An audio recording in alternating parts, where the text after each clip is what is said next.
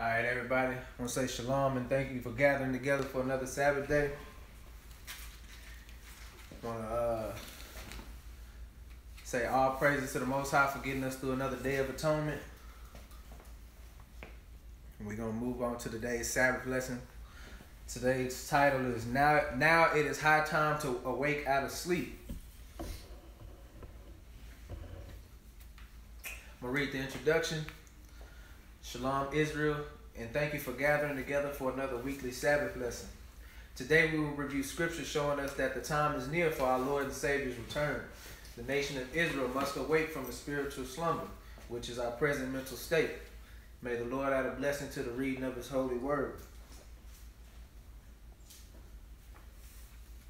So we're gonna go to Romans chapter 12 and start at verse 11. Romans, New Testament. What's the title of this? Title again of the lesson is Now It Is High Time to Awake Out of Sleep. So, Corn, before we start, when he says it's time to awake out of sleep, what is he talking about? What you think? Awakening out of sleep, like really sleep, the meaning, it's like not seeing like the truth in the world. Okay, I like that. What you think? About sleep? What do you think he's talking about when he says to awake out of sleep? To like have the energy and thank God for what he's done for you every day. Okay. Sister? I think it just means stop just being a sheep pretty much and going with what everyone else does. Okay. Sister? Spiritual awareness, coming into the truth. Okay. Elijah, what do you think it means to wake up out of sleep? To wake What you think the Bible is talking about when it says to wake up out of sleep? Because that's the title of the lesson. like when you stop sinning Okay. or stop on the commandments. All right. But we're going to get the biblical understanding. We're going to start in Romans chapter 12, start in verse 11, and then go down. Is that right? Chapter 12, verse 11 through 12. I don't think that's right. It said the title of the lesson, but I think it's 13. Yes, I'm sorry. Everybody go to Romans 13. It's 13, 11, and 12. Typo of the lesson. My bad. That's my bad. So, Romans chapter 13, verse 11. Verse 11. And that, knowing the time, that now it is high time to awake out of sleep. For now is our salvation nearer than when we believe. Read on. The night is far spent. The day is at hand. Let us therefore cast off the works of darkness, and let us put on the armor of light. So this is Paul talking to the scattered Israelites in Rome, right? So he's telling them, hey, now is the time. It's actually high time. I mean, it's really time. If there was any time to be awoke, now is the time. And he's saying to awake out of sleep. Again, when we touched on the sleep is talking about is not a physical sleep. Because I'm sure when he's talking to these people, they're awake, ain't they? So he's saying spiritually, we need to wake up. We need to see what's going on. Because a lot of our people, though, we walk around every day, we like the walking dead. Or we walking to sleep. We just get up, go to work every day, come home. You kind of do the same routine every day, but you're not really alive because you ain't keeping no commandments. The truth is not being told to you according to the scriptures, even if you're going to church every Sunday.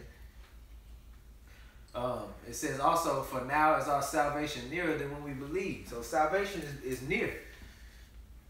The Lord, remember, he's waiting for a third of our people to wake up and receive the truth. And once they come into the truth and start keeping these laws, he gonna send the Son to come save us.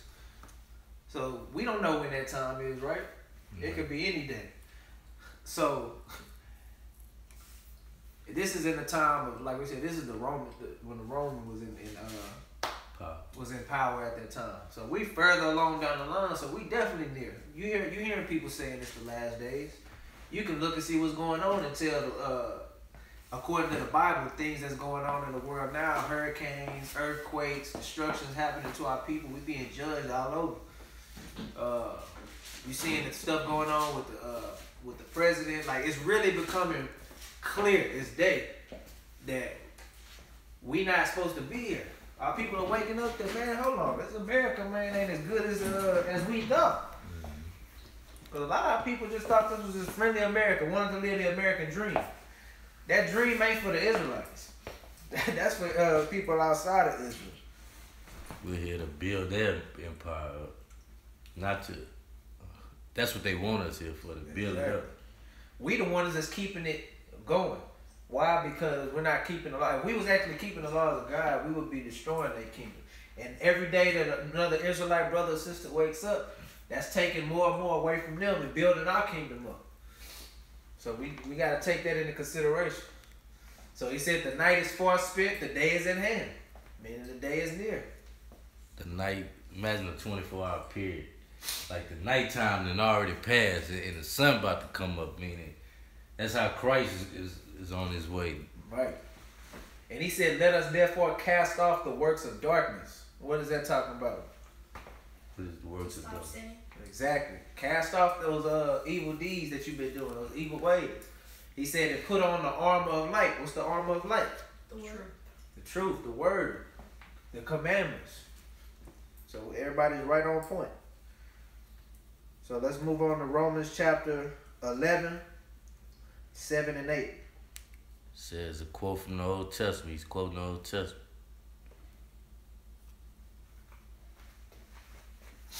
Romans 11, 7 and 8. Verse 7 and 8. What then? Israel have not obtained that which he seeketh for, but the election have obtained it, and the rest were blinded. According as it is written, God had given them the spirit of slumber, eyes that they should not see, ears that they should not hear, unto this day. Wow. So, I think we're going to go to it next. But like you said, Paul again, talking to the scattered Israelites in Rome. He asked them a question. What then?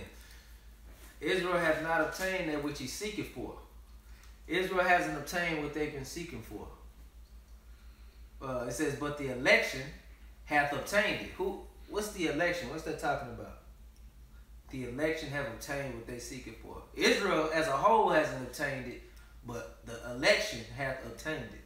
What does that sound like it's talking about? Choosing. That you touching on it. You got the chosen. So Israel, for one, Israel has not obtained what we've been seeking for. Our people every day are seeking for the truth. A lot of our people seeking it. But they can't find it because they dilly and dally in every type of religion. They've been to Christianity. We talked about these things. Islam. They going from here to there. They try Egyptology, Africanism, Black Power, everything. They done tried everything in the book. And each time they being led astray. Something ain't quite right. He said, but the election hath obtained it. So when he says that, he's talking about the elect of Israel. Everybody in this room, everybody's following online. Israelites is waking up. Our different camps are springing up. Israelites everywhere.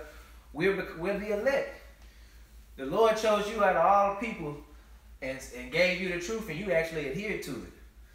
You start keeping the commandments. So now you become the elect out of Israel that is attaining this truth that all of our people are really seeking. Some people, they seeking it though, but when you try to give it to them, they don't want it. Because they don't realize what's involved with being an Israelite and being a repentant Israelite. It's a change. It's a total change from what you grew up in. And it says the rest were blinded. Because we're talking about sleep. That can go into being blind too. He said the rest of our brothers and sisters, they blinded. And he said it's according to as it is written. Which I think we're going to. It said God had given them the spirit of slumber. So who gave them the spirit of slumber? God. The Most High gave them the spirit of slumber. The people that can't seem to wake up to this truth. You got prophets all over the world right now spreading this truth. It's videos going out like every day. People the information is out there. And you got people that just, they don't want to come to the truth. Because they got a spirit of slumber on them. They can't see. Y'all never tried to show somebody clear as day that this is, according to God, this is what we supposed to be doing. Reading directly out the Bible. And it's just not registering with that. They just gotta go to church on Sunday. They just gotta eat pork. They just gotta do whatever it is they gotta do. Now you understand why they can't get it. Because they live in sin, and when you live in sin, the Lord do what? He put a spirit of slumber on you. He said they got eyes that they should not see. So they got 2 eyes in their head. They can look and see the same words you looking at, but for some reason, it's just like he said, it's not registering. It's not making any sense to them. They like, this is just totally, this is like Spanish. I don't know what, for like a brother that's English reading Spanish or vice versa, or you reading French. You don't know what them words are saying. This is mumbo jumbo to you. And it says they got ears that they should not hear. You telling a person, hey, it's in the word, don't eat this. It's in the word, don't celebrate that. Celebrate the high holy days of the Bible. No. That ain't got nothing to do with salvation. Just love, brother. Christ is a man of color. It's written right here in the Bible. But what color got to do with anything? Well, why would he put it in there? Right? And it said, unto this day. So he was talking to them now, and he's talking to us today. Unto this day is people out here with still in slumber, with eyes that can't see and ears that can't hear.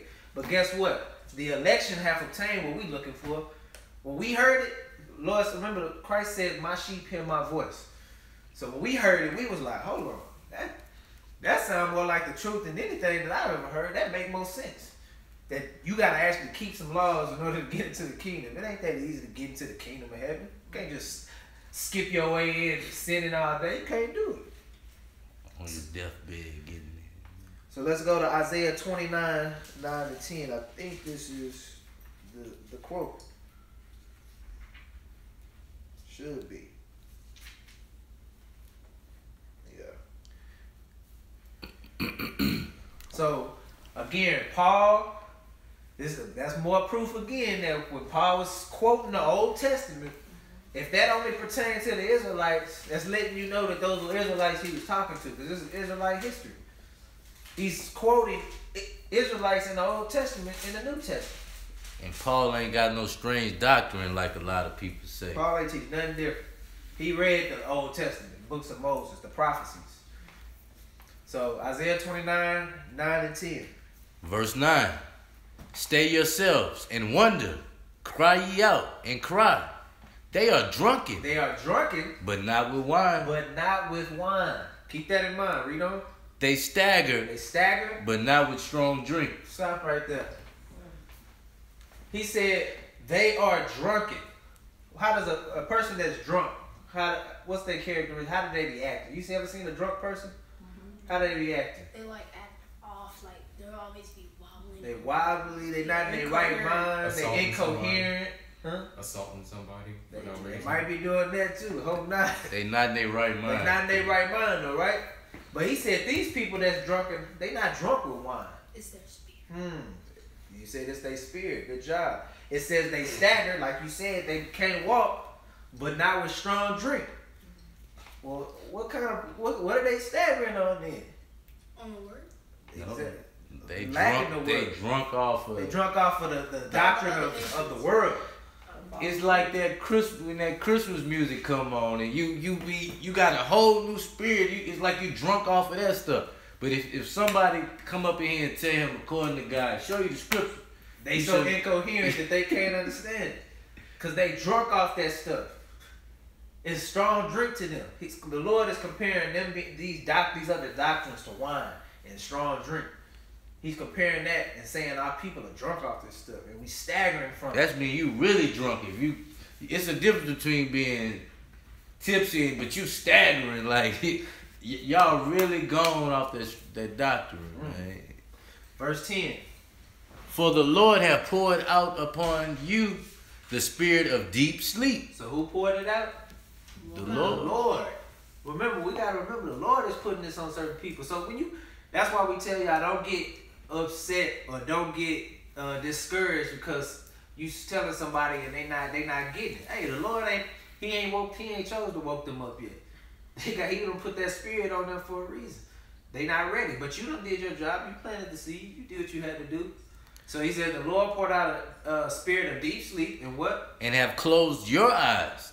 Read on. The prophets and your rulers, the seers that he covered. So even the ones that's supposed to be the leaders today, right? The pastors, your other these different doctors that they got pushing, the Jehovah's Witness, Baptists, Catholics, whoever it is, 7-day Adventists, all of they prophets and rulers and seers, he done covered their eyes too. That's why we've been so lost as a people. Because the leaders don't even know the word. They don't even know the scriptures. Because guess who they took? That's who taught them.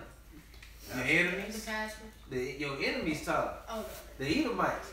Because all of this is learned in slavery. It's just an extension of slavery. That's all it is. They the ones that set up these churches the way it is. We just the ones running. So they put the black face out there to push this doctrine. That way it's more believable. But then, like I said, then you got some of our people that's following Edomite pastors, which don't make no sense at all to me. But is it like I said? It's worse either way. Either way, you getting wrong information. You're not getting the truth. So again, the Lord had put that out on them. So this is what Paul was quoting. So remember, it's time to wake out of sleep. It's time to get out that slumber. It's time to sober up from that strong drink that we've been learning all our life. Let's move to Isaiah chapter 30. And it's we're gonna start 1 through 3 and then go down 7 to 10. Isaiah was what, y'all? Perfect. Isaiah chapter 30, 1 through 3. Woe to the rebellious children, saith the Lord, that take counsel, but not of me, and that cover with the covering, but not of my spirit, that they may add sin to sin. Does anybody remember what the word woe means? Destruction. Destruction is coming to the rebellious children, saith the Lord. They that try to take counsel.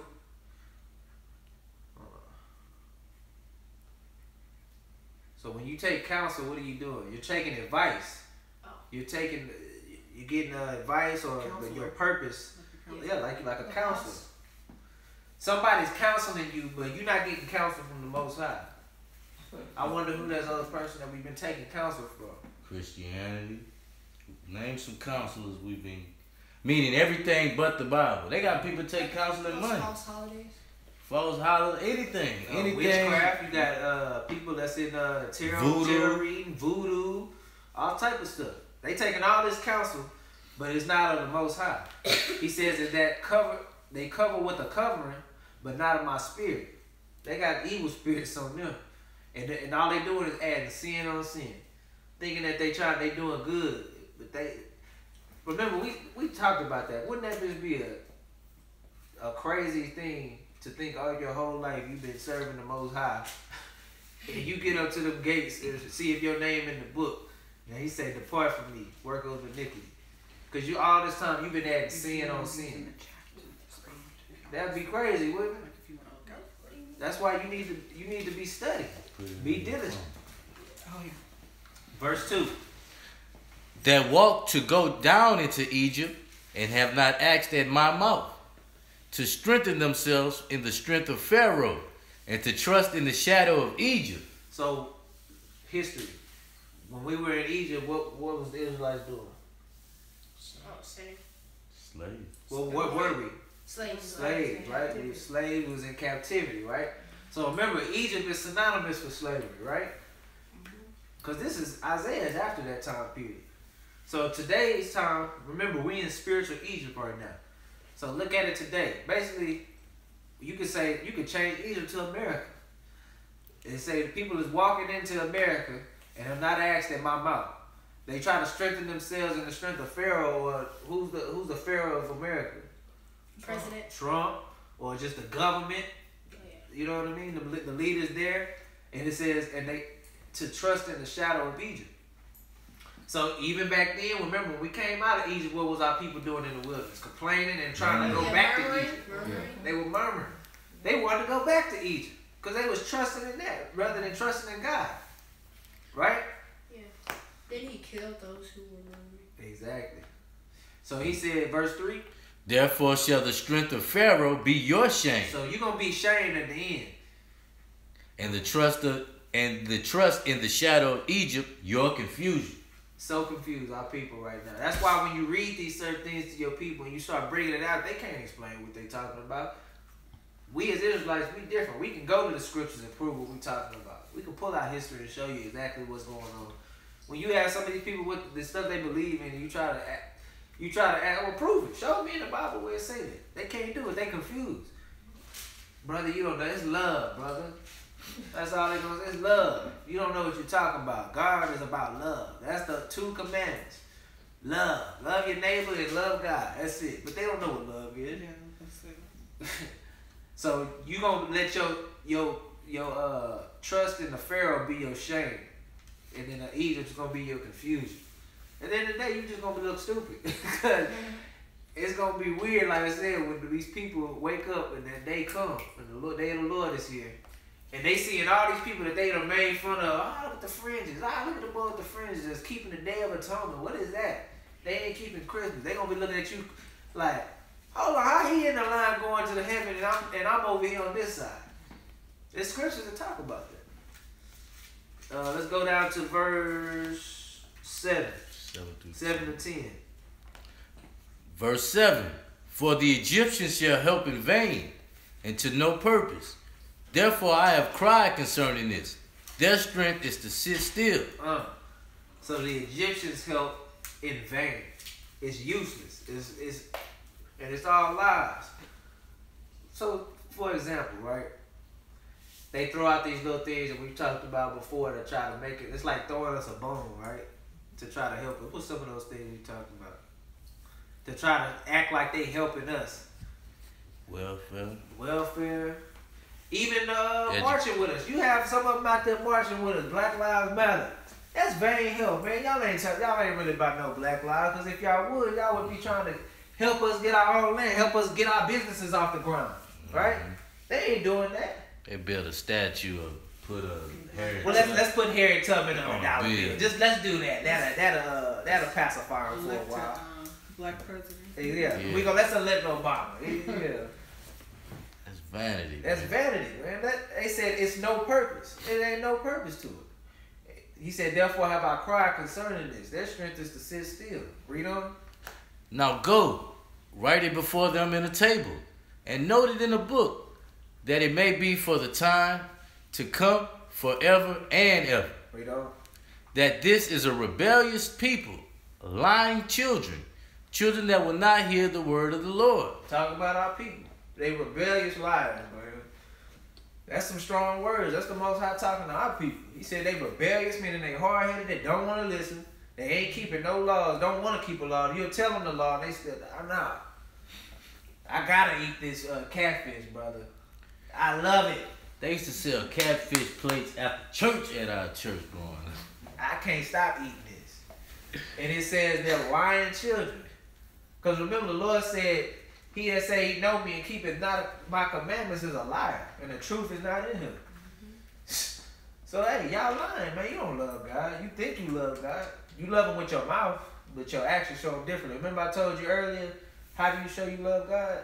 Commandments. Keeping the commandments. Because you can't give God a hug. You can't send God no flowers. You can't send him a thank you card. Thank you for the blessing me with this house. You can't do that. So the only way you can show him is by keeping his commandments. That's how he know if you really follow him. So we're going to go to Isaiah chapter 1, 1 through 3. Did we read 10? I think we did. Let me go back. It was supposed to say about the seers.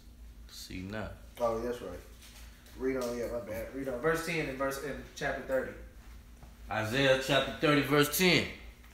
Which say to the seers, see not, and to the prophets, prophesy not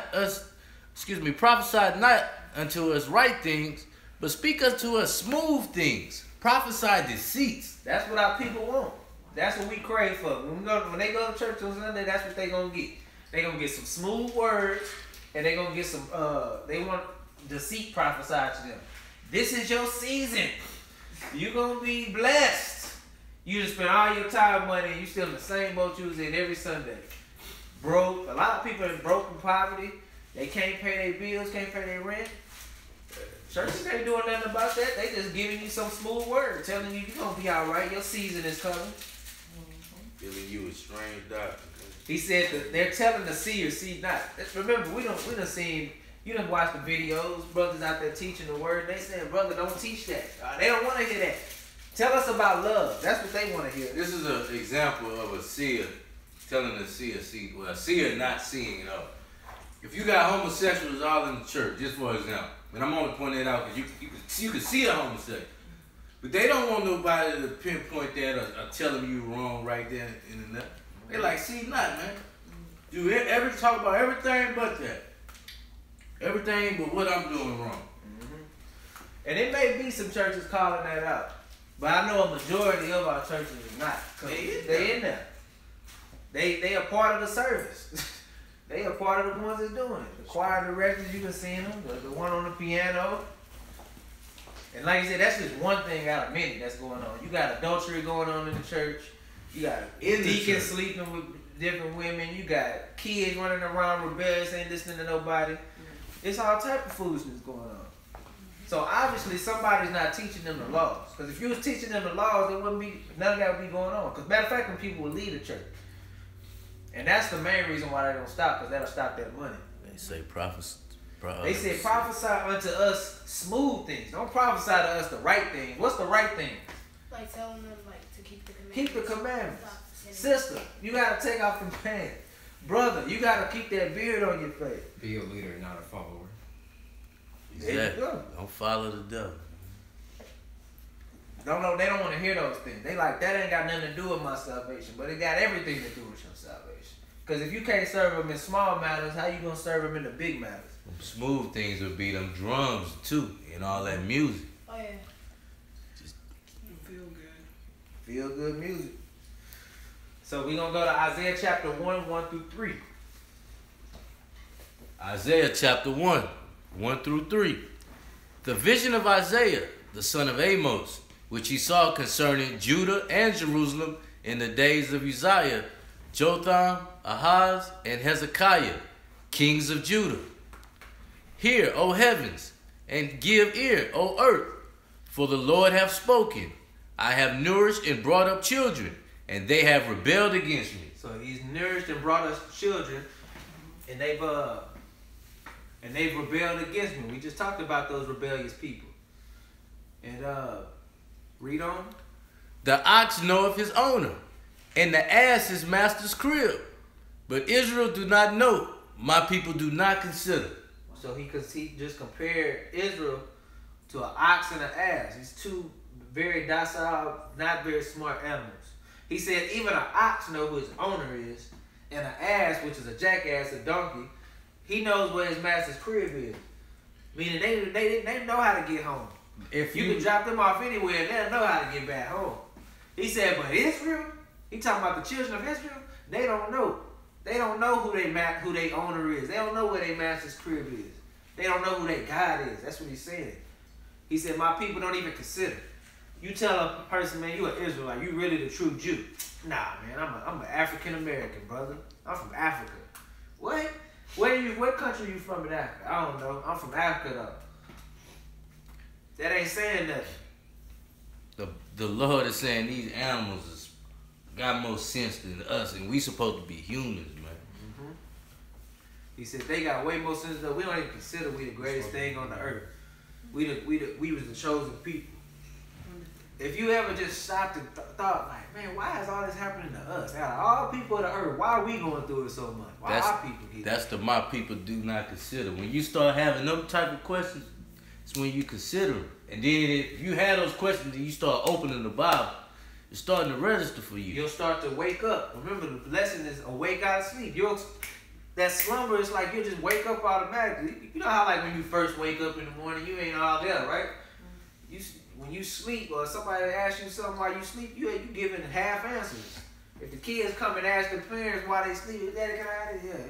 Yeah. You ain't really listening to them. You don't know what they saying. But when you awake and alert, you like, hold on, did you do what I asked you to do? Or did you, whatever. You ask him a question. That's what he's trying to get Israel to do. Wake up. He's trying to beat it into our head. He's giving us signs every day. So let's go to Proverbs chapter 1, 22 through 29. So Proverbs, this is Solomon, King Solomon. He gave us a lot of wisdom. I'm sorry, 22 through 29. Yeah. Yeah, that's right. Proverbs chapter 1, verse 22. How long, ye simple ones, will ye love simplicity? The scorners delight in their scorning, and fools hate knowledge. So he's asking a question. How long, what's it mean to be simple? To be Dumb. Be To be dumb, be understanding. foolish. Those are all synonyms for that. How long you stupid people, you stupid ones, will you love foolishness? How long you foolish ones, how long you gonna keep loving this foolishness of the world? Club every weekend. That's foolishness. You gotta, at some point, you gotta come up out of there. Ain't nothing going on, but you wasting your money and getting drunk. You know, messing around, your car done got towed. You wake up somewhere, you don't know where you at. How long you gonna love doing that? We got athletes not standing for the flag, pledging their allegiance to the flag. But we got some actors and entertainers out here doing it for the you know what challenge and stuff like that. Like Erykah Badu, this lady 50 years old, doing these challenges, man. Remember, we had all that going on, ice bucket challenges and all these different stupid. It's just foolishness. It's just stuff to keep you asleep, to keep you distracted from what's really going on in the world. How long are we gonna have number of baby mamas and baby daddies in our communities, and we gonna start marrying our sisters and raising up our households correctly? How long are we gonna do that?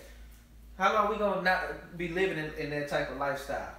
Going to church every Sunday, spending all your money, or whatever it is that you've been stuck in. How long you gonna keep doing that? He says, scorners delight in their scorning. You know what a scorner is? Let's click on it. Evil.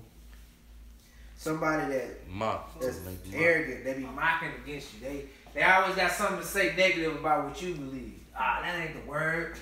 These stupid Israelites. I hear them all the time. These Hebrew Israelites are stupid. They don't know what they talking about. They delighting in their scorn. They love it. A hater, basically. He said, and fools hate knowledge. Fools hate knowledge. You try to tell somebody something, at least everybody, like I said, might not take to it right away. But at least a somewhat smart person gonna sit and listen and be like, oh yeah, you making some sense. Let me look that up.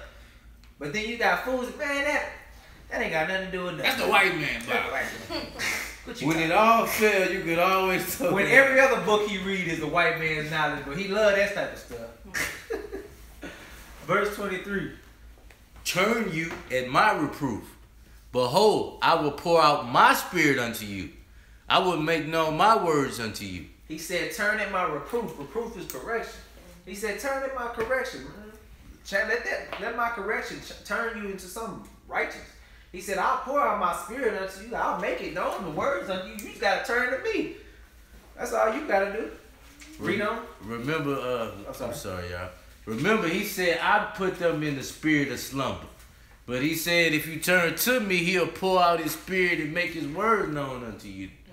You think us, before we was in the word that deep, just knew everything in the Bible? Or we still don't know everything. But the knowledge just starts coming. You start being able to understand more once you keeping the commandments. That's the Lord putting that on us. That ain't nobody else. Even our sisters in here can go recite more scriptures and chop up some pastors easily. You think that's just their own doing?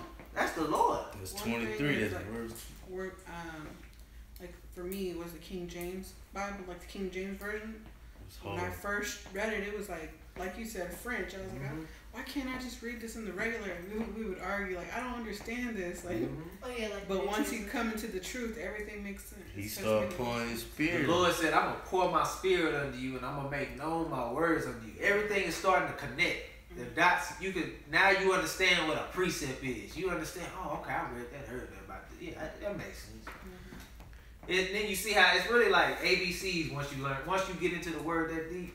Now it's just like, all right, that makes sense. Boom, okay, that's a commandment. Yep, got to keep that. Boom. It starts making more and more sense. verse 24.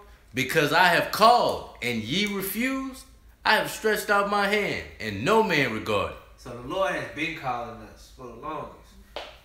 Like I said, and he said, I stretched out my hand and no man regarded. So when you got people trying to show you the word, people trying to disregard you. Exactly. They disregard.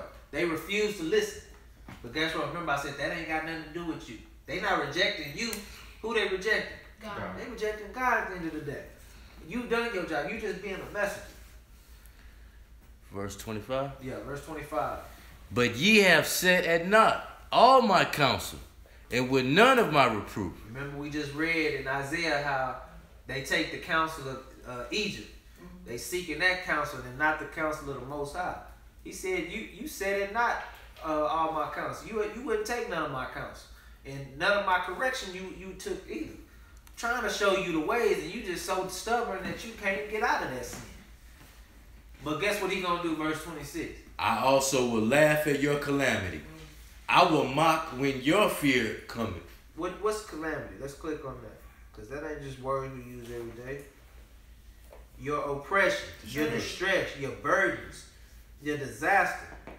So these same people that you trying to show some regard to them, they don't want to show no regard to you. They don't want to take no correction. The word come out, they don't want to hear it. Nah, that like he said, it's a white man book. They mocking you, they laugh at you.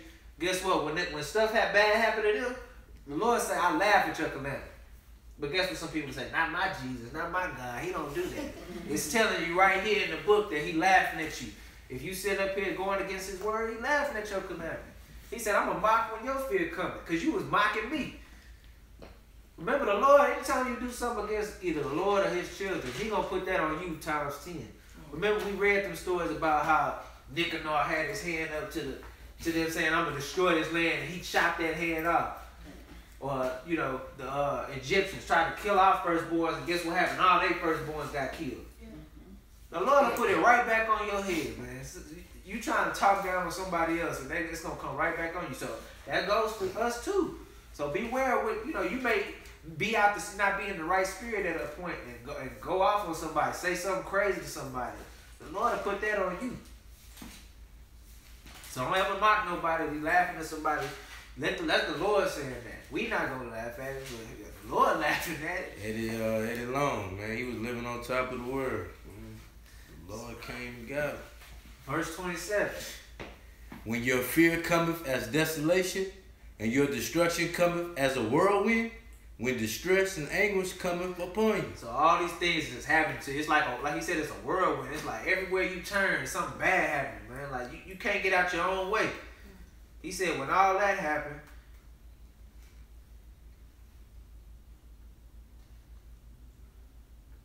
verse 28. Then shall they call upon me. Then they gonna call upon me. But I will not answer. I'm not gonna answer just because you calling me right now. Cause that's the easy thing to do. You gonna call when everything bad. Get shot. Oh Lord. But I done told you million times, don't be in no gang. Don't be following and doing evil things with people. They shall seek me early, but they shall not find me. Man. That's remember, because you as a parent, we've been there before. Sometimes you just let your kids take one for the team because they ain't listening. Like, get your hand off that stove. Don't put your hand by that stove. All right, watch. You keep your hand by that stove, you're going to get burnt one day. And then when they burn, my hand. I told you to get your butt away from there, didn't I? Told you quit messing with them animals over there. The dog bit you, didn't you? Don't be hanging with them boys up the street. They're going to get you in a world of trouble. Smoking, drinking. Guess what happened? You end up in trouble. I know parents that don't even answer the phone. You can't call them if you go to jail. Because they done already told you don't even be doing that stuff. Quit messing with them people. Y'all seen Minister Society? Oh yeah. Lil Kane, his grandparents trying to get him out of trouble. Steady all the movie trying to tell him don't be doing it. He kept going, and they finally kicked him out of the house. He was sad at that point. Grandma, I can't save you. Grandma can't save you now. Beyonce Your life is, you went down the wrong path. You chose it. We told you a million times. Don't be doing that. That's just an example. Beyond Scared Straight. These young kids on Beyond Scared Straight, they do drugs and stuff when they're too young to be doing that. And mom and dad keeps telling them Exactly. don't do that. So they trying to show them where you gonna end up. And some of the kids end up changing, some of them don't. That's on them though, right? Mhm. Verse 29. Then shall they, for they that hated knowledge and did not choose to fear the Lord. Hey, you chose to hate knowledge and not fear the Lord. That's what you chose. I didn't choose it for you. Remember in the Old Testament, he said, choose this day. You got life or death. Which one you gonna choose? Verse 30. They were none of my counsel. They despised all my reproof. They hated everything that came out of this word. Every time you told them a commandment, nah, I can't do that. I can't do that. So, hey, he said, how long you gonna keep doing that? So let's go to Revelation 1 and 3. It says the time is at hand.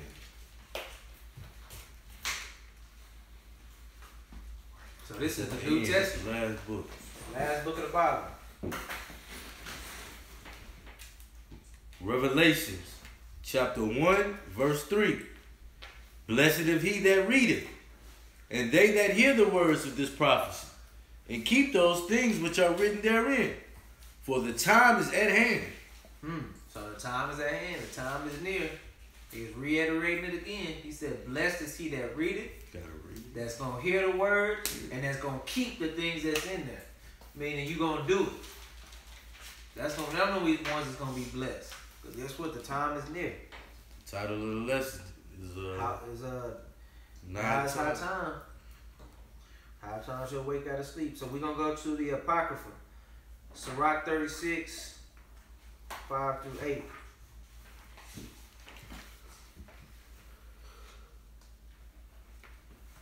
Sirach 36, 5 through 8. Also called Ecclesiasticus in some of the Apocryphas.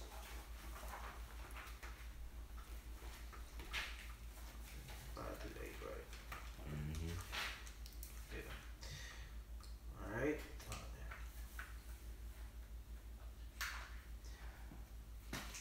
Sirach chapter 5. And let them know thee, as we have known thee, that there is no God but only thou, O God. Show new signs and make other strange wonders. Glorify thy hand and thy right arm, that they may set forth thy wondrous work. Read on. Raise up indignation and pour out wrath.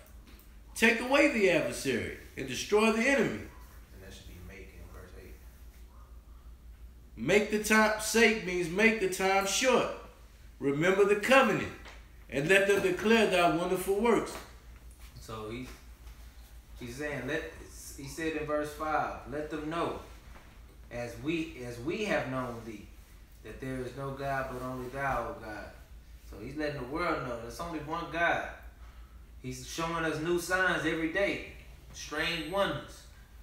Things is going on that you know it's only of God. That the reason it's happening. Some of the stuff that you ain't never seen before happening. These off the Richter scale earthquakes and hurricanes. Hurricane back to back to back. He just hitting all type of places. It ain't nothing but the Lord doing that. He said, glorify thy hand, thy right hand, that they may set forth thy wonderful works. He's raising up his indignation and pouring out his wrath on this world right now. Take away the adversary and destroy the enemy. So he gonna do that. We ain't gotta do it. He said, make the time short. What does that mean, make the time short? Say the nigh is at hand. Make it. Does quick. anybody ever feel like it seems like time is moving faster now? It's like, man, before you blink, man, like half the year gone. I remember when 2017 just started. It's almost over. He's making the time short. He letting you know he's speeding up the time because it's about to be time. That's why it's critical that we wake up out of sleep and get right. Because the day is coming. He said, remember the covenant. What covenant? Covenant to who? Abraham, Exactly. Isaac, and Jacob. Covenant he made with our forefathers. And he said, let them declare your wonderful works. We're going to declare his wonderful works. So, hey, make the time short. That's what he's doing. We're going to go to Matthew 24 and 22. I'm going to say something a little similar, I think. Matthew, New Testament. Christ's word. See it in red, that's Christ talking. Matthew.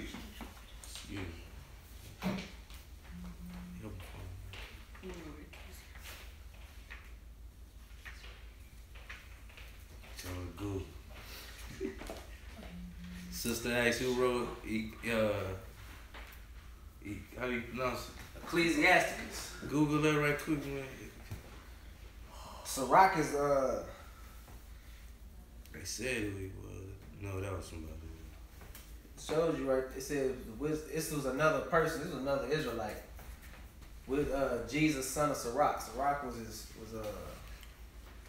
That's why they put the son of Sirach. So you would know that it's not talking about Jesus the The Christ. son of who? Son of Joseph. The son of Joseph. So that's who wrote it. With Jesus, the son of Sirach. So I'm sorry, we supposed to be doing what? Right now we on Matthew 24 and 22. And this is the actual Jesus the Christ, the Messiah, son of Joseph. It's going to be the first book of the New Testament. I'm sorry, you sit down. Oh, no, right towards the middle. 24 and 22. Alright, go ahead. Matthew chapter 24, verse 22. And except those days should be shortened, there should no flesh be saved. But for the elect's sake, those days shall be shortened. So he just reiterated the same thing we just read. Go ahead and touch on that. No, you said it earlier. He said, well, except for those days be shortened. Think about how wicked. Name me some things that's wicked in the earth.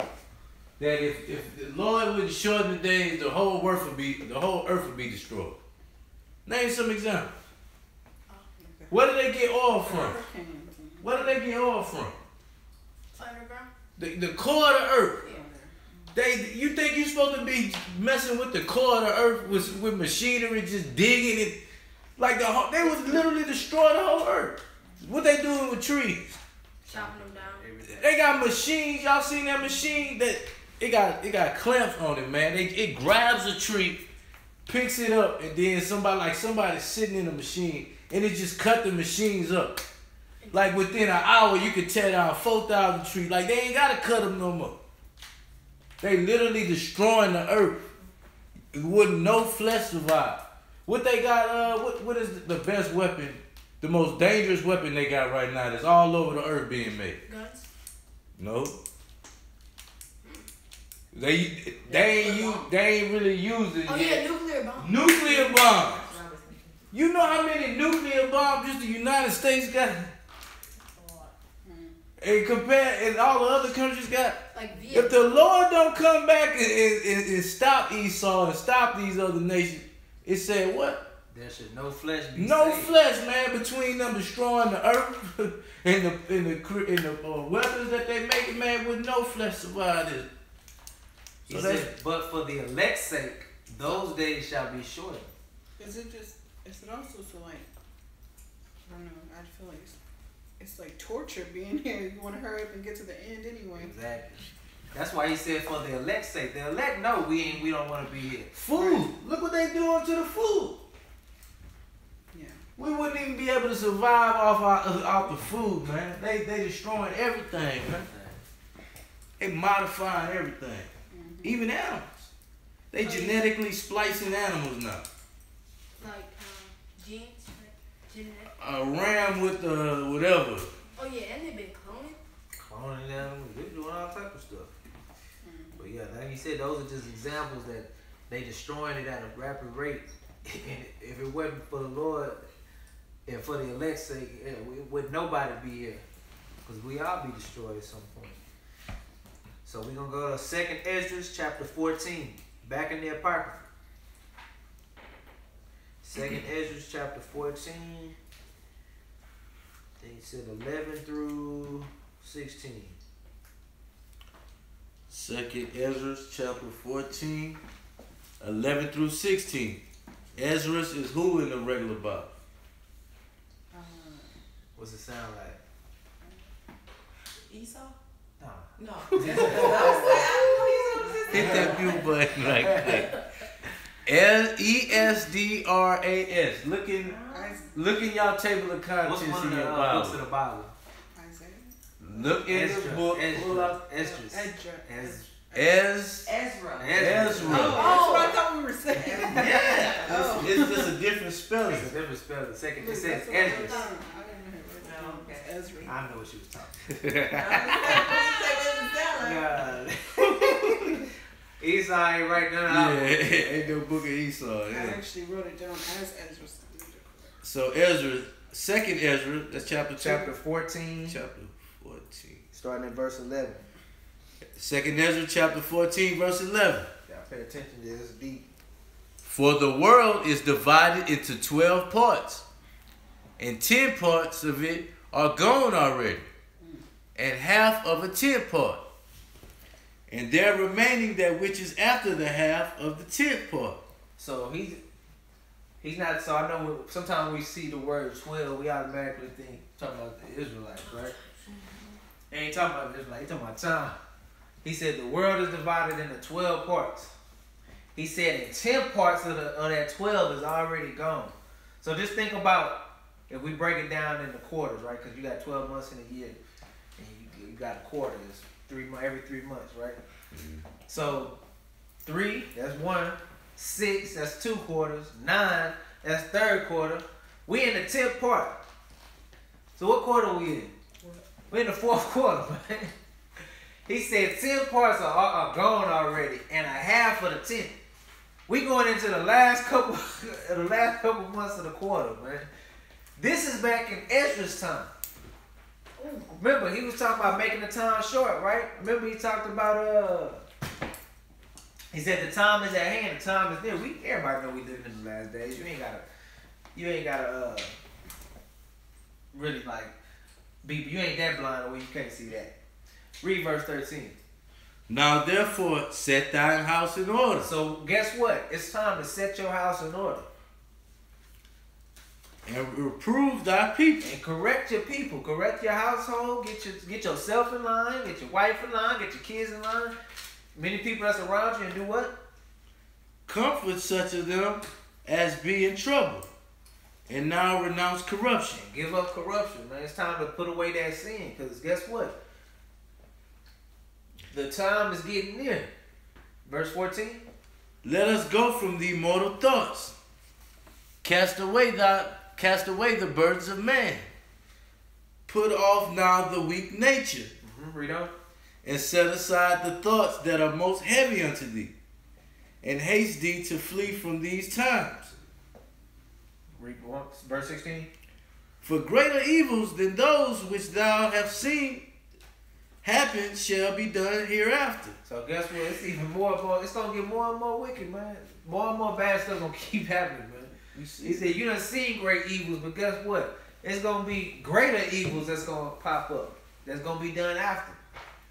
So just prepare yourself. He's telling you, prepare yourself for that.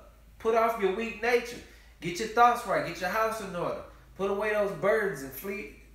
You just get away from all of that. Get in His Word. That's gonna be your comfort. That's gonna be what's gonna push you every day. You got your purpose. Keep the commandments and live. If you don't jump into this word, man, in these weird times that's gonna keep getting weirder, you're gonna be out there with these weirdos, man. You're gonna be looking weird. You're gonna be looking strange, doing strange stuff, man. I wanna go back. 12. He's saying there remaining. Excuse me. Go up to 11.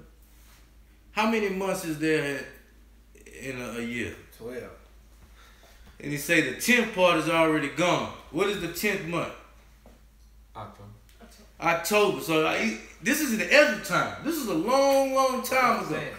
He said, and then he said half of a 10th part and a half of a 10th part. So like he said, man, we at the end. And he's saying it's going to keep getting weirder and weirder and crazy and crazy. Ezra and them, man, if they can go in a time machine and seeing the time we living in, man, they'll be like, man, where are we? I thought Israel was wicked back then, man. Y'all boys is crazy. So y'all got to get back into this word, this comfort, this spirit, man. Or you'll be I picked them boys up from school one day, man. I'm seeing a whole bunch of Edomites with green dye in their hair. I'm seeing grown women with green dye. Now I'm seeing Israelites with green braids on the tips and red. Like, y'all out there, man. Y'all mind gone. That's why he say reprove them, man. Get your house in order, man. That's what he's It's talking gonna about. keep getting weirder. That's why I say right here, what it say? Fourth quarter. We in the fourth quarter, man. It's 12 months out the year, and in his time, we was already getting out of October. So we in December, man, pretty much. Get yourself right, man. No You don't know telling when the time, it could be any day. Get yourself right. So we're back in the New Testament. 1 Thessalonians chapter 5, 1 through 6. What is the name of the country called? Y'all remember? Thessalonians. Thessalonica. That's good enough guess. I'm sorry, what verse? We're going to read 1 through 6. That 1 Thessalonians chapter 5, verse 1 through 6. But of the times and the seasons, brethren, ye have no need that I write unto you. For yourselves know perfectly that the day of the Lord so cometh as a thief in the night. So we all know that the day of the Lord going to come like a thief in the night. Do a thief tell you when he coming? He just pop up, don't he? You never suspect a thief popping in your house. Next thing you know, your stuff gone. And they just a couple of weeks, last week they were trying to say the world was going to end on such and such a day. He said, you know perfectly that the day of the Lord so coming as a thief. First of all, ain't no man going to be able to predict it. So don't be listening to these fools talking about on such and such date, Armageddon, that is such and such date, this going to happen. You know how many times they done said the world going to end? They've been doing that since we were. They've been doing that since we was, like you said, since we was 2000. kids, year 2000. Boys in the middle of the street praying with candles around and stuff. Man, look, don't nobody know when Christ coming back, but guess what? You got to get right, though. Because it could be any day. Verse 3. For when they shall say, peace and safety, So when they shall say, look, we in peace, it's safety now. then sudden destruction come upon them. That's when the sudden destruction gonna come. Just when you laxed up, that's when it gonna come. You think, oh, I got some time. He ain't coming today. I can go ahead and do what I can do what I do. Dally in this little sin over here. So he said, then sudden destruction cometh upon them, and what? As travail upon a woman with child, and they shall not escape. So a woman with child, if they going all the way to the time that they to the water break, do they know when that water gonna break? No. It just break. That's how the Lord. That's how it's gonna be. He comparing it to that situation. They don't know. They just pop it one day. I think my water just broke. Boom. Now It's we got chaos. now that it's chaos. They gotta get to the hospital. They That's try how to have a baby. That's how it's gonna be. He said, and they shall not escape. You ain't gonna be able to escape that day. Ain't gonna be nowhere to run, nowhere to hide. You can't unbreak the water. Put the water back together. Once it's time, it's time. Yep. Verse 4. But ye, brethren, are not in darkness, that the day shall overtake you as a thief. So us in the truth, that's living in His Word, it's not gonna overtake us, cause we gonna be ready. We on lookout every day. We waiting on that day. It's like you have an alarm, because he's comparing it to a thief. It's like you have an alarm system, alert system. The thief can't see you on the outside, but you see everything that's going in. You got get nothing sirens. lights. You got nothing but lights around your house, shining bright, the whole thing. You can see everything coming in. That's how it is when the Lord comes. There ain't gonna be no chaos and destruction for us. It's gonna be a savior for us. Verse 5, because he called. Hopefully, if we didn't know. Verse 5. Ye are all the children of light and the children of day. So we're the children of the light and of the day. We are not of the night, nor of darkness. So we're not even of the night of darkness. Remember we said darkness earlier is sin, right? So we not living in that sin. So when you living in the commandments, it's a light around you. You good. You can see everything coming. We see these things happening in the world. We like, yep, it's getting close. We getting close. So we know. But other people that don't know, they just walking around every day like everything peachy. They don't know what's going on. It's weird to them. they trying to come up with all type of conspiracy theories and everything. They posting online about this, that, and the other. And they trying to bring up I heard somebody talk about what they talking about with the hurricanes? Planet X. All that. Some machine. It's a Huh. machine out there. Huh. Come on, man. Even if it were, you can't prove none of that. How you gonna go out there and prove that? But that's the Lord, man. The Lord got control of everything. They refuse to believe there's a God out there that's controlling all of this, man. He controls everything. Verse 6. Therefore, let us not sleep as others do, but let us watch and be sober. So remember to sleep. Awake out of sleep. He said, let's not be sleep like others is walking around here asleep. Mm-hmm. Let us watch, be on lookout, and be sober. Because remember, he said they're drunken, but not with wine. They stagger, but not with strong drink. So be sober-minded. Be able to be clear. If you're in this word and it is true, you read, you get the understanding, everything is going to make sense. You're sober enough to take in everything. You're like, okay, I see what's going on. It makes more and more sense. So we go into 1 Timothy chapter 4. Still in the New Testament. Chapter 4, we're going to read 13 through 16. 1 Timothy chapter 4, 13 through 16. Till I come, give attendance to reading, to exhortation, to doctrine. So before, he said, until I come, until Christ come back, guess what you need to be doing? Give attendance to reading. We need to stay in this book. Try to make time for it. I know during the Day of Atonement, a lot of us, that's what we was doing. We was in the Word all day. Praying, trying to get closer to the Most High. He said to exhortation. Let's click on that. Comfort. Encouragement. Be an encouragement to your brothers and sisters, man. Encourage each other. Look, man, whatever you're going through, don't worry about that, man. Just stay in that book. We good. He said, and give attendance also to doctrine, to the doctrine of the Most High, not the world's doctrine. Because remember, our people are already drunk off of that. They're already staggering from that stuff. Verse 14.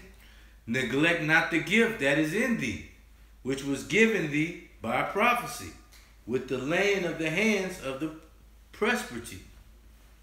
So don't neglect your gift that was given to you. Whatever it is that you can do for the body or for the nation, do that.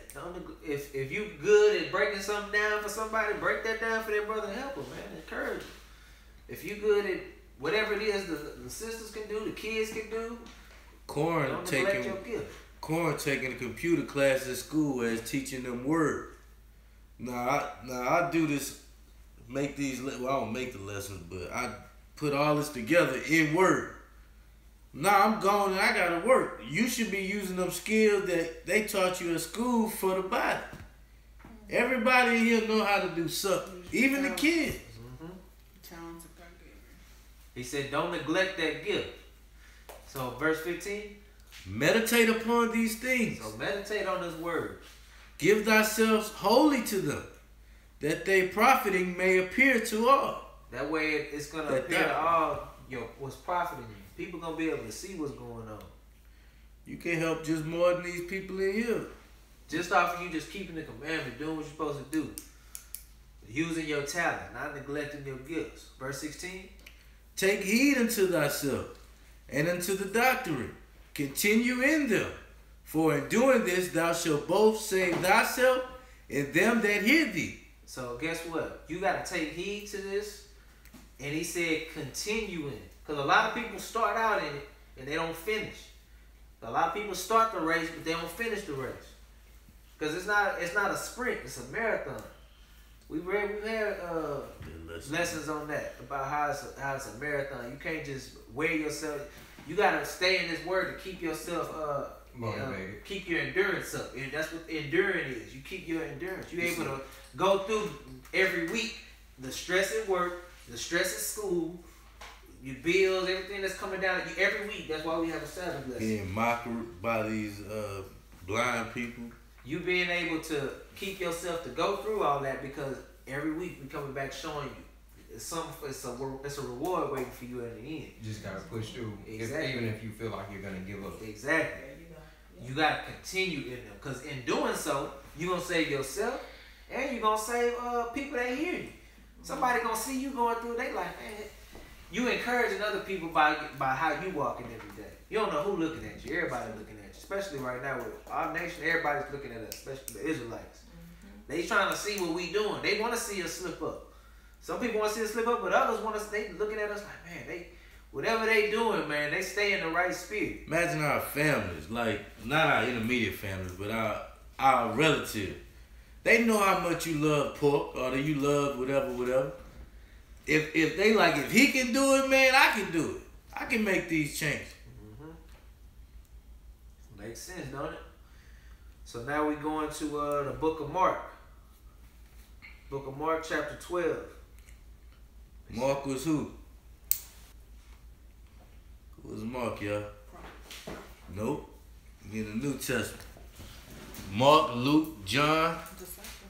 Mark was a disciple. One of the 12 that followed Christ. That's why it's written in red, because he was giving this account of Christ. But that's Christ talking, but Mark had to write it down. And I'm only asking these questions so we'll know exactly who these people are in this book. It's not just a name, it's one of the 12 that walked with Christ. It says 4 to 37, so we'll try to move through this a little quicker. Some more scriptures. So Mark 12, verse 4. Verse 4, and this is Christ. And again he sent unto them another servant, and at him they cast stones. So just a backdrop, this is a parable that Christ is giving about a man planting a vineyard.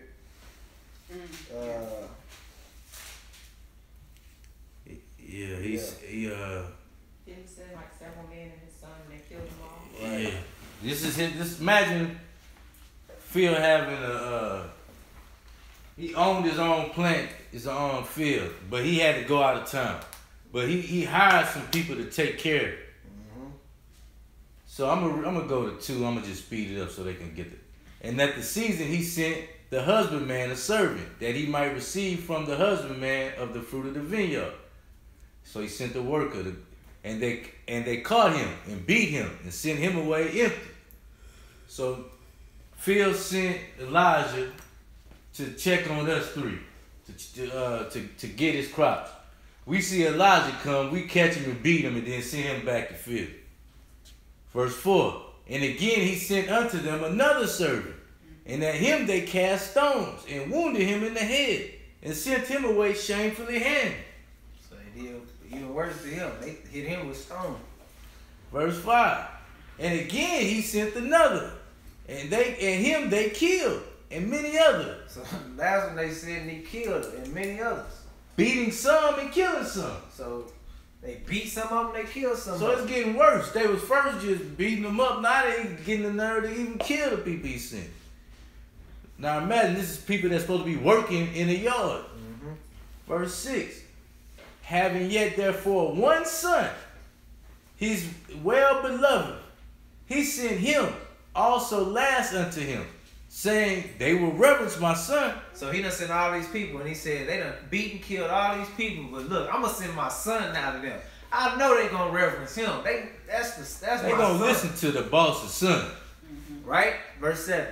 But those husbandmen said among themselves, this is the heir. Come, let us kill him, and the inheritance shall be ours. So keep this in mind, because this is a parable. I mean, it's like a story that he's comparing to something and that's gonna happen. These people in the field say, let's kill the son so we can take care of this land. Because they know the daddy, don't you pass down? That's what an heir is. The heir is the next in line. He's the one that's supposed to get the inheritance from the father. So they saying if we take him out, well, guess what? We gonna get the inheritance now. Verse 8, and they took him and killed him and cast him out of the vineyard. What shall therefore the Lord of the vineyard do? He will come and destroy the husbandman, and will give the vineyard unto others. And have ye not read this scripture? The stone which the builders rejected is become the head of the corner. This was the Lord's doing, and it's marvelous in our eyes. You need to touch on that. Nah, All right.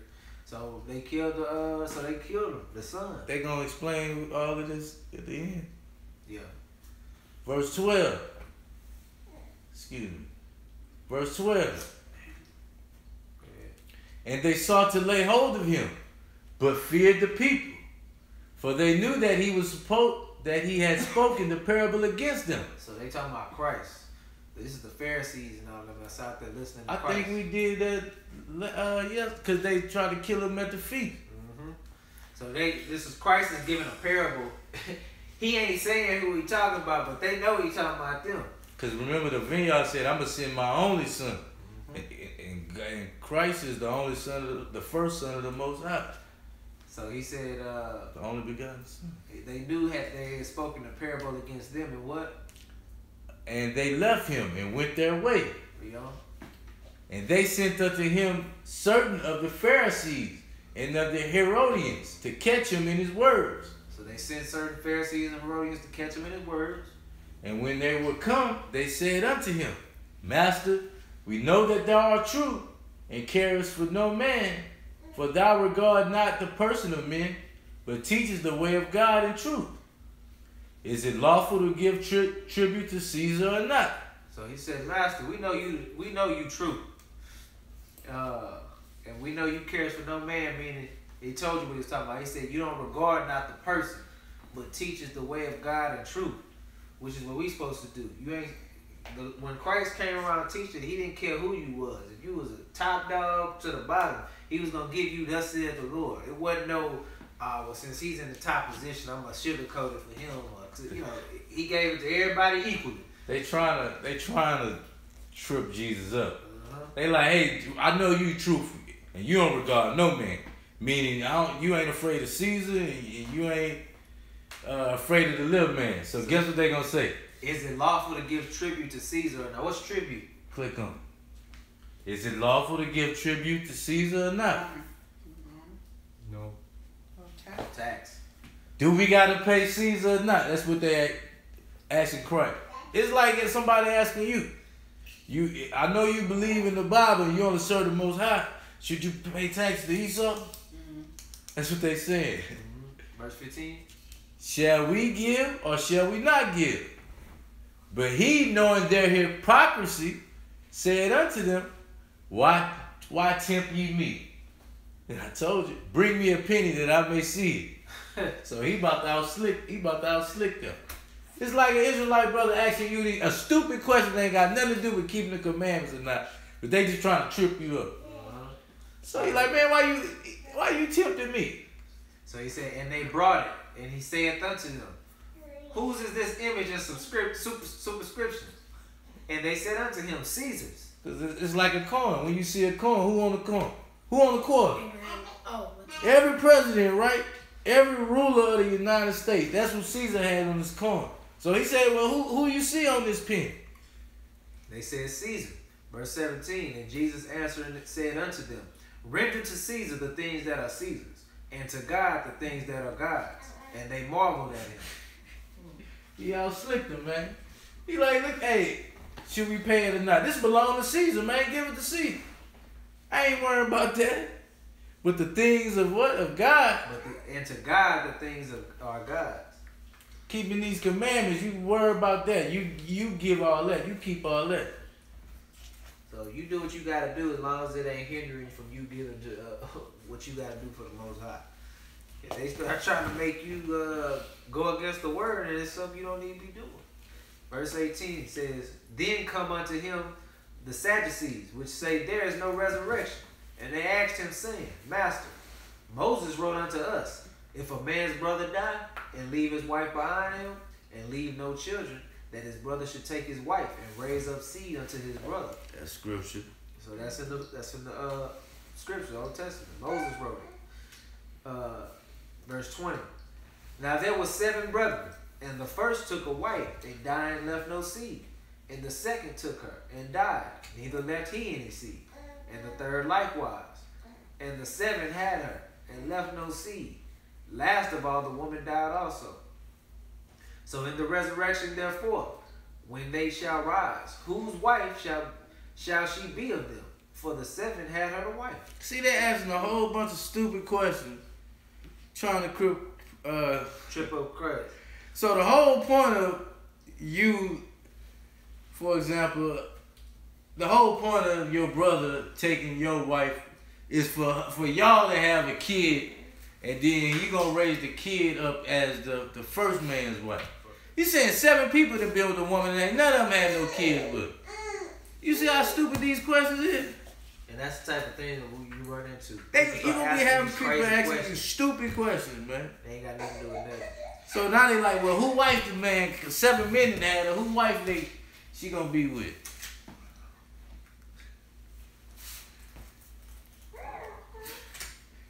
They gonna be asking y'all stupid questions once they realize y'all Israelites. But how you feel about white people? They gonna be asking you at work in front of a whole bunch of white people. So how you feel about white people?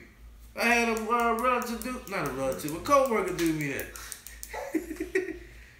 On a chat. Like, I know you over there showing everybody my stupid...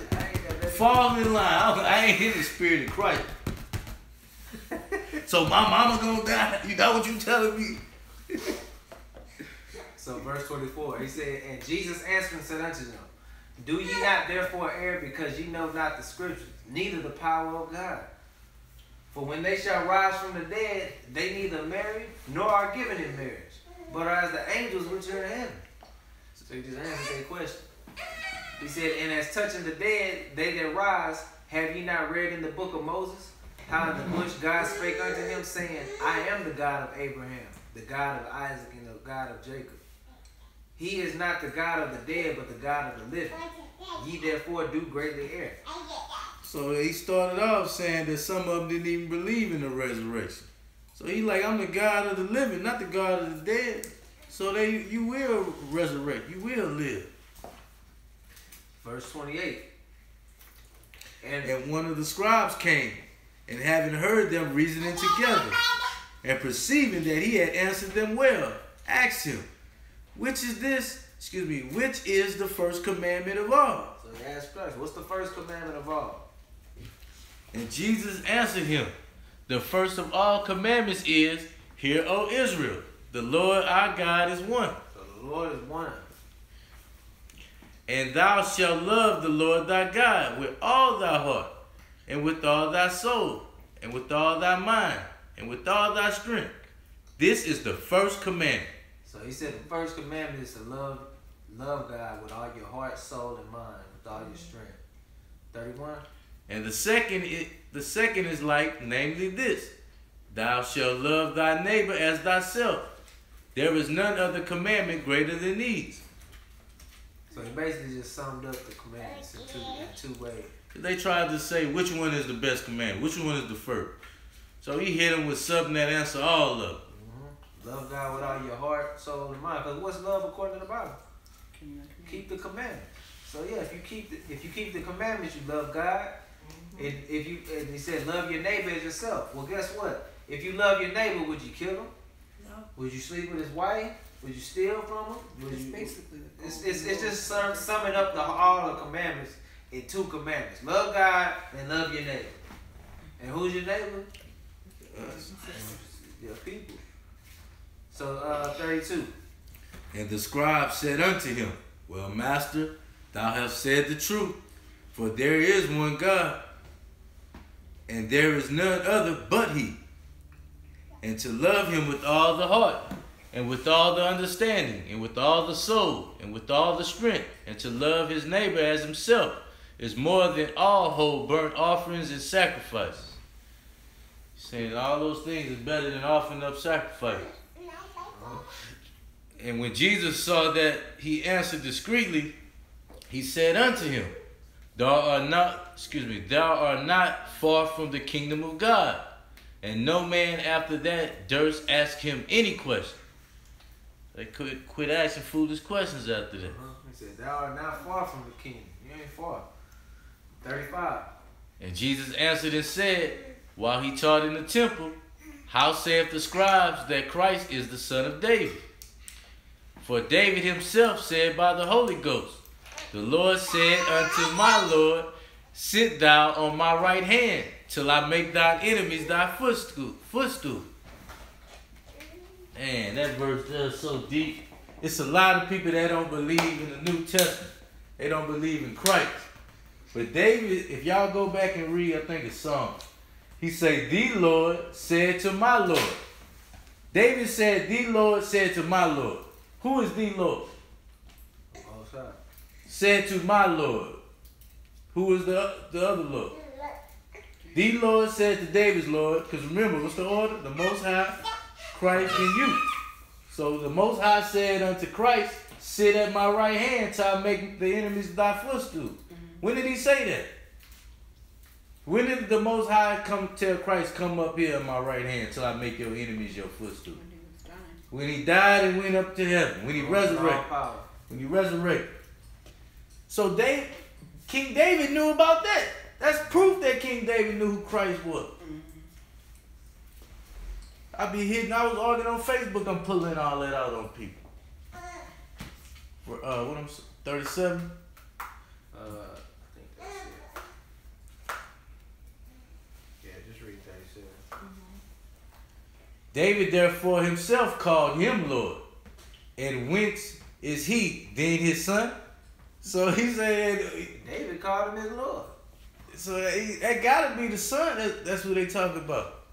And the common people heard him gladly. So the crowd was, yeah, that's the Son of God. Like, that's the one David was talking about. Christ was putting it all together for them, man. But we got people today still can't get it, man. Yep.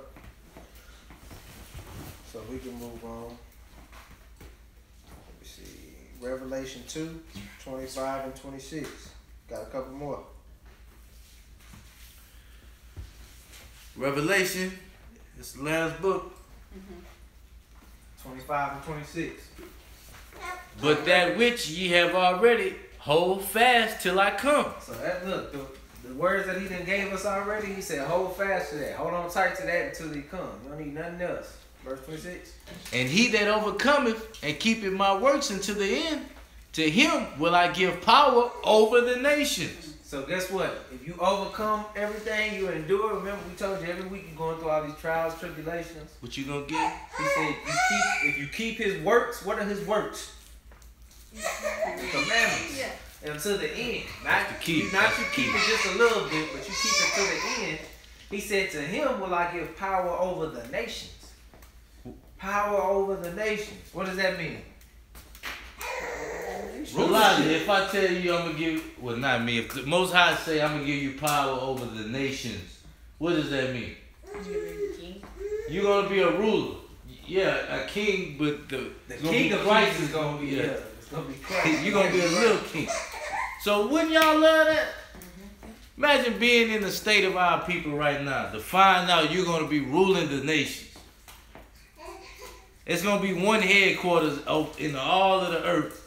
And you're going to be one of the people of rulership at that headquarters.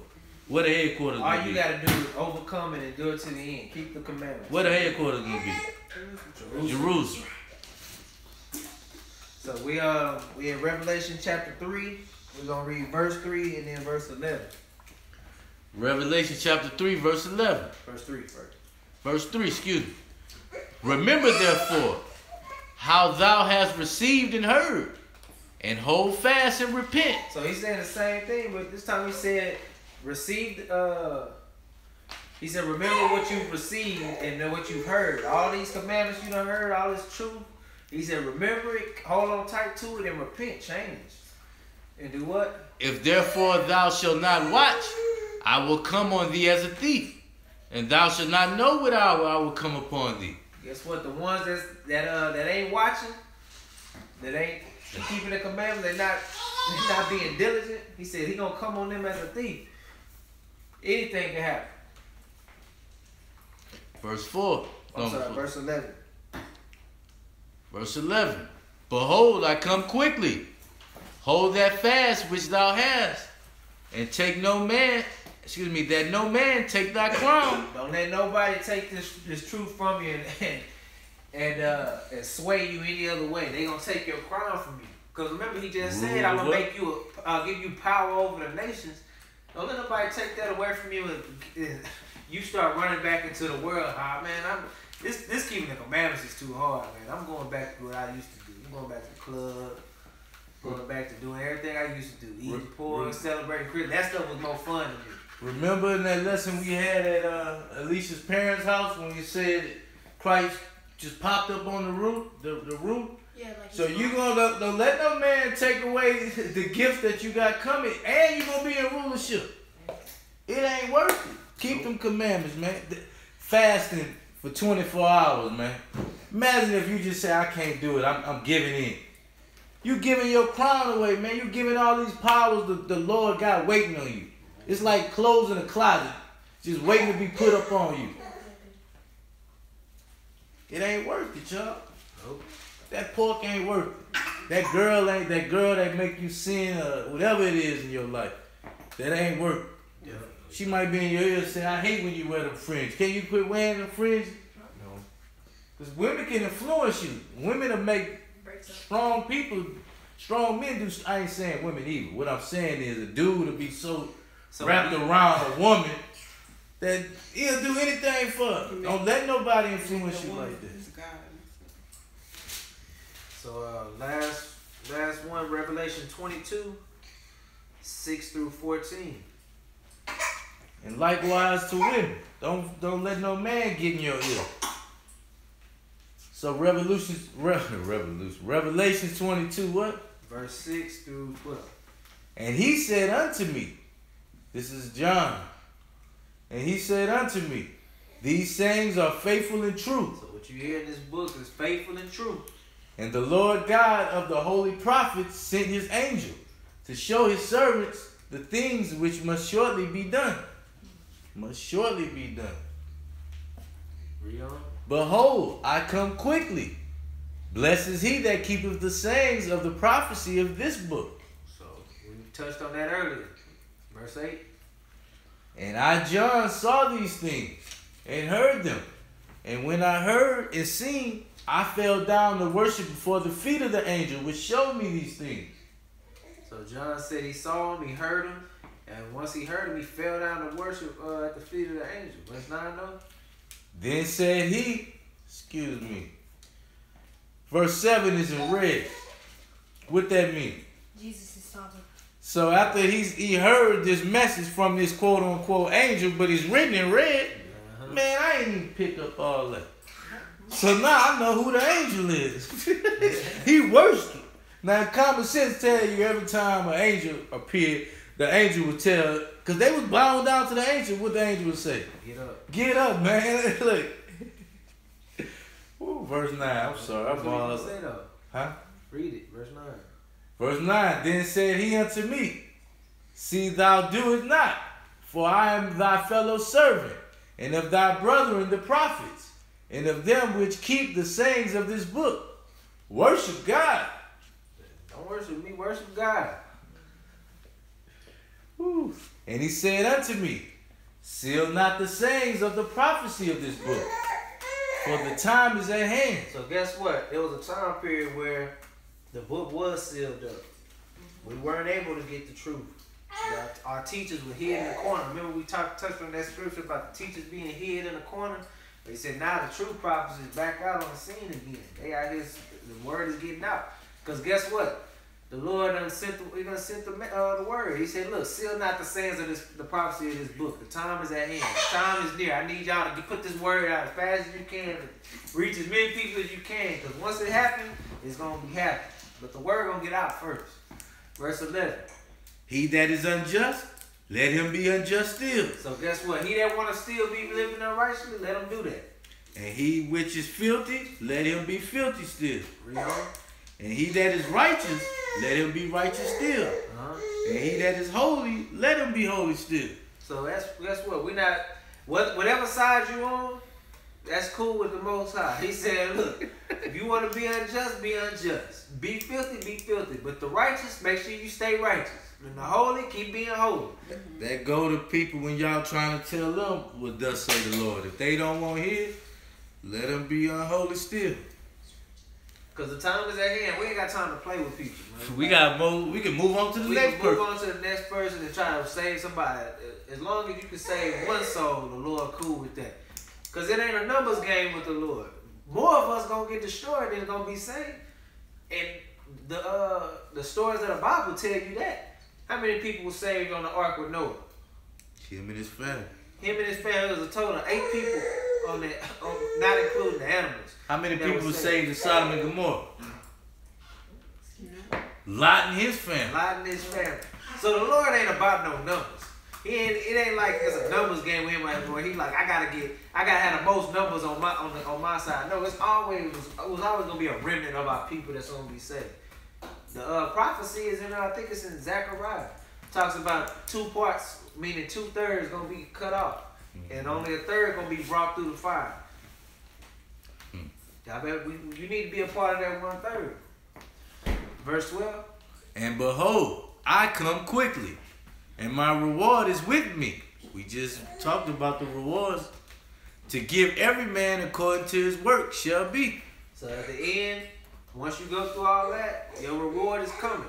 Now look, there's a reward for good and there's a reward for evil. But the reward for evil ain't what you think. It's gonna be the destruction.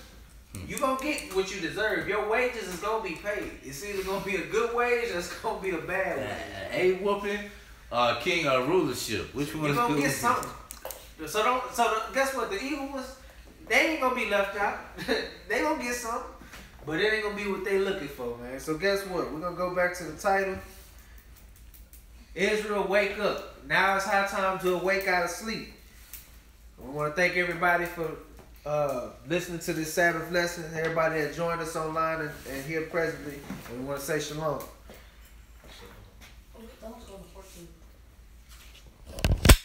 Can I see what I said? Hold on, we're gonna start with